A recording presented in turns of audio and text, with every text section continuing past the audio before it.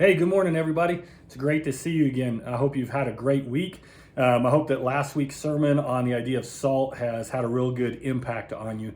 I've had some really cool experiences recently in the Word of God as I've been studying it out. I've specifically been in the book of Romans, and something new that I'm trying is instead of just generalizing what I'm reading, I'm trying to write it down in my journal with I statements. And so I was in Romans chapter 1 yesterday, and some of the things it was talking about in the past, I've kind of just taken as, yeah, that's right. That's true for all of us.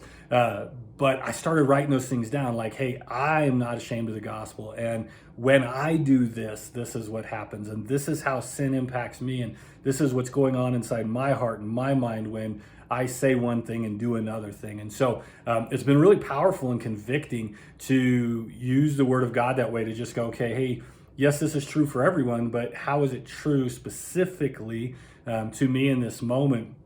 Not changing what it means, but changing how it impacts me. And so I want to encourage you as you're reading the Bible to do that. The other thing that's been really cool is for Valentine's Day, which I know is a couple weeks away. Nancy bought me this really neat book that I've been hoping to get a hold of that talks about Jesus through the eyes of the Middle Eastern culture. And it talks about some of the things that we see as Westerners that just totally are not biblical. And so on the one hand, it's been really, really exciting because I'm like, wow, I didn't know that about Jesus and the inn and Joseph and the genealogies and how hospitality worked. That part's been cool. But I'll be honest, there's a part of me too that's really disappointed because I'm like, how did me and so many other people get out of Bible college and become pastors and not have like a Jewish sense, an Arab sense, a Middle Eastern sense of the Word of God? And we've just kind of taken it and absconded it and said, well, this is what that would look like in the West, so that's what it was.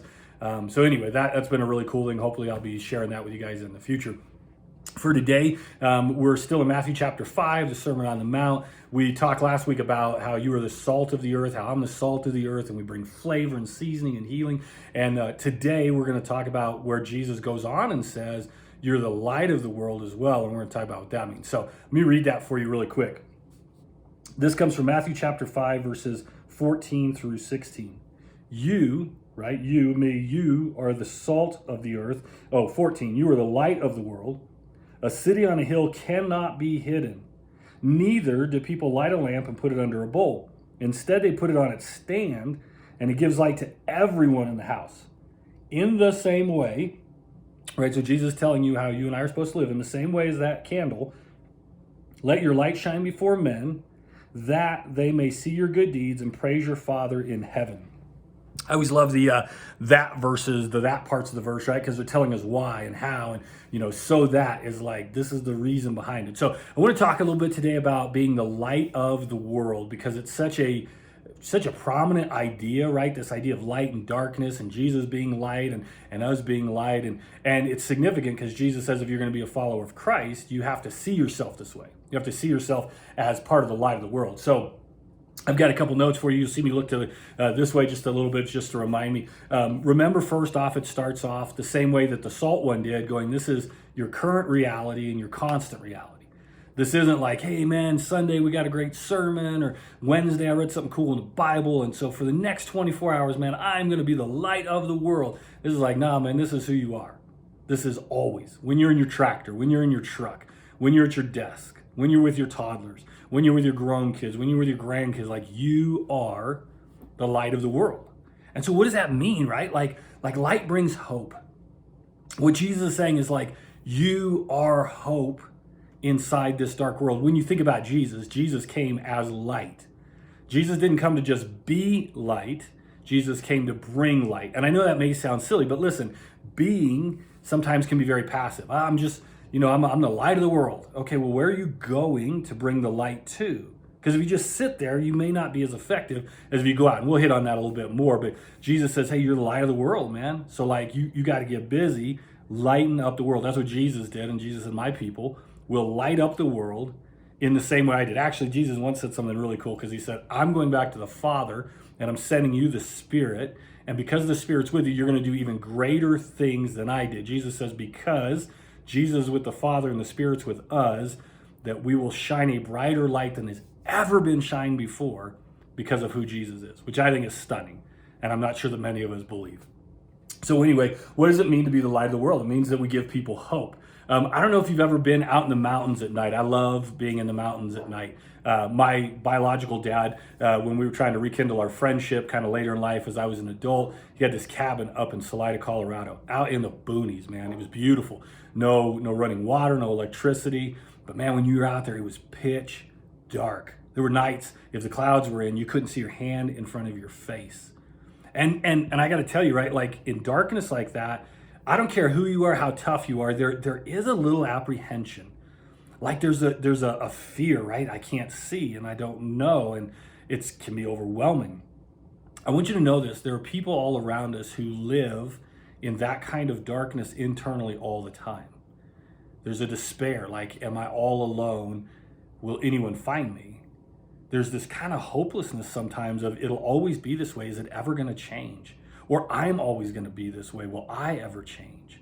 Right? Like in the midst of darkness like that, it's so overwhelming. And so Jesus characterizes the world that way. He's like, the world apart from God is darkness like that. Darkness in your heart, your soul, your mind, where you can't see your hand in front of your face. And he says, so here's what I'm going to do. My people are going to be the people who bring light. I know this, man, when I was in the mountains before and it was pitch dark and I started to think, oh man, like this is crazy and this is scary and what's going to eat me and all that kind of stuff. All it took was to see a light in the distance. That light didn't even have to be like 100 feet from me. That light could be 10 miles away. But seeing that brought hope. It brought the sense that, you know what? There's a different future. There's a different opportunity. There's warmth. There's safety. There's community. And so Jesus begins, right? And he's talking about who are going to be his disciples. And he's like, you're going to be that in a dark world where people are wondering, am I all alone? Am I cold? Am I safe? Is there anyone that cares? Will I ever make it out? He's like, you are going to be that thing that people see that brings hope. That says, oh, maybe if I head in that direction, I can find what I'm missing. You are here to help run off despair, fear, and loneliness for those who feel like they are far, far away from God, from love, from peace, from mercy. That's your job. That's what you're here for. Jesus kind of characterizes like a lighthouse, right? We're the light on dark waters. When a ship is out to sea and it's trying to find its way, and it's like, I don't know what's out there, and I don't know what's underneath what's out there. And he's like, but that lighthouse, it says, follow me. This is the way home. This is the way through the rocks. This is the way through the shallows. This is how you can get from where you are to a safe, firm place. Jesus says, you are the light of the world. It'd be like him saying, you're a lighthouse. And he talks about, right, like nobody lights a light in a lighthouse and then drops the shades. What's the point of that? Right? Like, oh, it's light for me. You don't need that much light, right? Like that much light is for others. You're a lighthouse. You pull out those curtains, man. You let everybody see you for 100 miles. Who you are. You're the light of the world. You represent Jesus. And Jesus makes this massive point too, right? He says that it's not only wrong, but it's impossible for people who follow Jesus to cram that inside of them. Do you know that Jesus came to save you and to save others through you? Like the light that he put inside of you is not just so you have a ton of light. It's so that it'll gush out of you. Paul was talking about this once. He said this treasure is in jars of clay. It's in like fragile pots that have cracks in them. He's like, because all those cracks, the light that's inside of you comes through those cracks and it illuminates for other people too. Like your faith is not just about getting you to heaven. It's about getting you and others to heaven. That's why he puts his light inside of you. Like it makes no sense for you and I to have the light of Christ, have him light the candle of our life, and then to cover it. To go back to selfish living. To say, well, I'm getting to heaven, so that's all that matters. Like, it doesn't make any sense. I can't imagine, kind of personifying the whole image that the master would come in and light a candle, and then the candle would say, okay, well, master, this is how you can use me. This is where you can put me, and I don't want anyone else to see me. right? Like the only reason there's a light inside of us is because the master lit it to begin with. The only reason we're not in darkness is because Jesus was the light to us, and somebody else was a light to us. And so Jesus is saying, listen, here's what gratitude looks like. Those that have been lit on fire by Jesus, light others on fire by Jesus, because your darkness ended so that you could end the darkness of other people. I mean, think about that. You are the light of the world, and you matter. You matter to those in darkness. He says in here that Jesus says that it gives light to everyone in the house. It's really cool if you get back and study out, their houses didn't have multiple rooms. A lot of times they had the room. They may have had a guest room, but so when you light that lamp, everybody sees it. You know who everyone means in the Bible when it says that it gives light to everyone? Everyone. Right? It's that simple. It's all the people. All the people. And it's not just all the people you're around, because that's something as Christians we kind of suffer at right now, is we're not around people in darkness very much. We just hide around people in the light. And I get it. We need community. We need to be around other people who are light.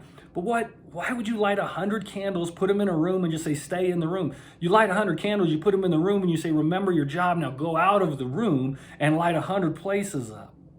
And start 100 fires, and then come back and let there be 150 candles in the room, and 200 and 300 and 500 and 10,000. And like the light lights so that it can go light, and then it comes back and it refreshes. Everyone means everyone. Everyone means those you're in contact with, but it also means those you're far, far away from. It means you going to make opportunity to meet people in darkness so that you can bring the light of Christ to them. And maybe that makes you uncomfortable. I get it, but that's what Jesus did. Jesus was in the light of heaven, in the light of God's glory, and he left that light to come into a dark place so that people in darkness could see the light and find the Father and get back home. And he says, now listen, I'm lighting you. You are becoming me. That's what Christian means, is little Christ. It means little imitator of Jesus. Right? Like you and I, that's who we are. We're the light of the world. And Jesus is saying that. He's like, you are. He's like, I'm the light of the world. You are the light of the world. He's like, what I do, you do. I left light to go into darkness to bring people into the light. He goes, guess what you're going to do? You're going to leave the light to walk into the darkness to bring other people back into the light. And it's not just those that are searching out for a light. It's anyone in darkness. I want you to think about this. I want you to think about how far you would go if someone you loved was in darkness. They were lost. I've got friends right now, their son is lost from them, and they're doing everything they can to find him, posting and calling and doing whatever they can to try and draw him back, right? Why? Because that's what you do when you love somebody. So I want you to think your son is lost in the woods. Your daughter's lost in the woods. Your grandson, your granddaughter. Shoot, I mean, let's be honest. Your dog goes missing. How do you respond? How do you react? And you make posters. You use social media. You talk to anyone you can. Hey, have you seen them? Do you know where they are? You light a candle and you go rushing into the darkness and you go, where are you? I've got to find you. You're digging through trees. You're digging through bushes. You're not worried about what they think about you. You're worried about them. And then we come to something like their souls, their hope, their sense of value and community. And as Christians, sometimes we sit back and light our candle and we put a little bowl over the top of it and we go, well, if they come around, I'll kind of flash a little light so that they know I'm over here. If it was your son or daughter and your hand would be off the light, you would be lighting lights, you'd be running into the darkness going, you've got to come home, baby, you've got to come home, I love you so much. You'd be shining the light everywhere you could. If it was your grandson or granddaughter, you would leverage everything that you had.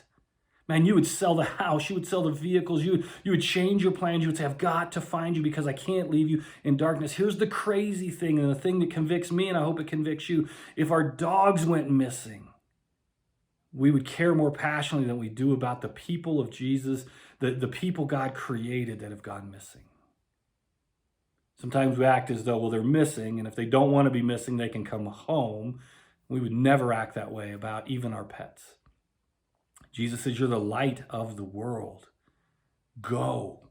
Do you know that that's in there, right? Like at the very end of Matthew. So here in Matthew 5, he's like, you're the light of the world. And then in Matthew 28, he says, therefore go. You're a light that's supposed to be on the move. If you don't know darkness, you're supposed to go find people who are in darkness to love them out of that by the light of Christ. Grab your light and dive into the woods, man. And go find those that don't even know they're missing. Jesus concludes this way. He says, let your light shine before men, that they may see your good deeds and praise your Father in heaven. Here's a thought I don't know that you've ever had that I want to share with you. Do you know that God is worth more praise than you alone can bring? God is worth more praise than the current population of Christians on the planet can bring. God's worth more than that.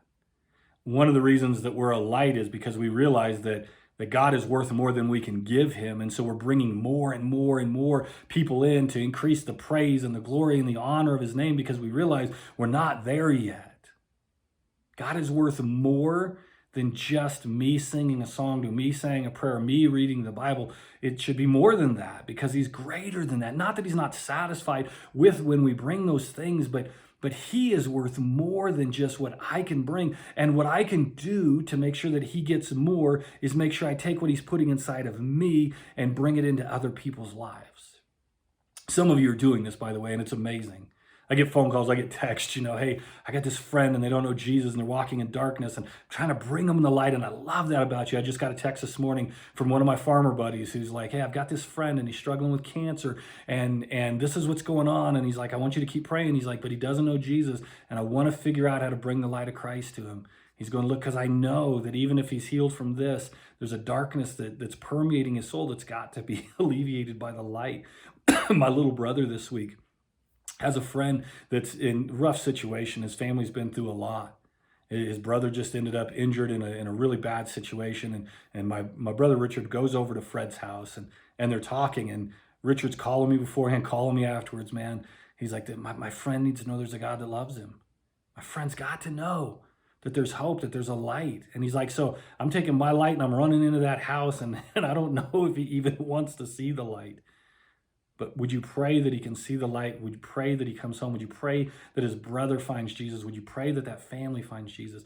Listen, you're the light of the world. Your job is to shine a light in dark places to bring them home.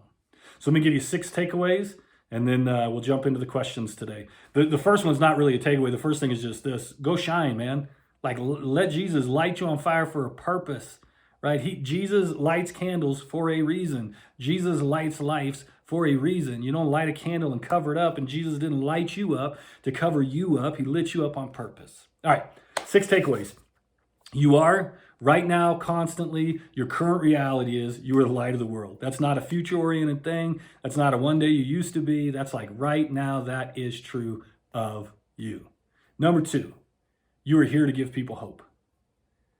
You're here to give people hope. Now, if you don't have hope, you need to search that out. You need to grab some other Christians and go, remind me of my hope. But you're here to take that hope and share it with other people who desperately, desperately need hope. Number 3, you're here to show people the way home. That's your job. You are a lighthouse. Your job is to pull the blinds up, light the lamp, and just stand there going, come home. This is how you get home. This is how you get home. And you don't have to know all of the Bible to get somebody home. There were people who was a blind guy, and they're like, what do you know about Jesus? And he goes, I was blind and now I'm not. That's what I know about Jesus, right? There's another guy that was demon possessed, and he goes, he got the demon cast out of him, and he said, Jesus, can I come with you? I got to learn. And Jesus said, just go home and tell him what happened. And he goes home and he tells the Decapolis, like, hey, I was demon possessed and now I'm not. This guy Jesus hooked me up. Next time they go back to the Decapolis, there's people everywhere who believe. Like, you don't have to know everything. You just have to know what he's done in your life. Number 4, it's impossible for a faithful Christian to not shine. Like, I know we can get all kind of in that about obedience, disobedience. The truth is, if Jesus is in you, he'll come out of you. If the Holy Spirit is being listened to, then he'll just kind of come bursting out of you. So if you go, well, every act of obedience on my part, I really have to work hard. No, some of this should be natural. As you're seeking Jesus, as you're walking, as you're obeying, as you're worshiping, it should just kind of ooze out over the top, overflow. If you have no overflow, you need to talk to Jesus, talk to somebody else, a coach, a friend, and say, help me figure this out. Number 5, you give light to everyone. You give light to everyone, and you go and you don't just wait. Like everyone, the people you like, the people you don't like, the people you understand, the people you don't, those people that look like you, those people that don't look like you. You just say, man, I shine the light of Jesus everywhere, and I go. I don't wait. I don't sit at home with a light going, my son is lost. I hope he knows where home is. You go out and you bring him back to home. You treat the people of the world in darkness better than you would treat your pet. And number 6, you shine so more people will give God the glory and praise that he deserves. You realize in that moment, everything I can bring is great, but I can bring more by helping other people bring theirs as well. Man, I hope you have an absolutely great week. I love you. Next week, we've got a really cool sermon where we're going to talk a little bit about the Old Testament and what Jesus thought about it and how it can impact our lives as well. I want to remind you a couple things. Make sure you are having conversations with people about this. I don't invest the time in this just so you can sit down and go, oh, that was great, man. One more thing to be entertained by in my Christian culture. Like, this is to equip you. It's to send you out. It's to help you go, okay, I'm gonna share this with another person. We're gonna talk about this, right? Like, that's a huge part of it for me. The other thing I would ask you to do is share this with people. Like, literally click share, say, hey, I think you may enjoy this. I think this may speak to you. Let this message get out there more and more to more people, so that more people are impacted by the truth of what God's saying. And keep praying for me. I would ask you that, man. Just keep praying that my eyes are on Jesus and that I can follow him, and no matter what happens in my business world, that I'm always faithful to the things that God's called me to. So I love you and hope you have a great week. God bless.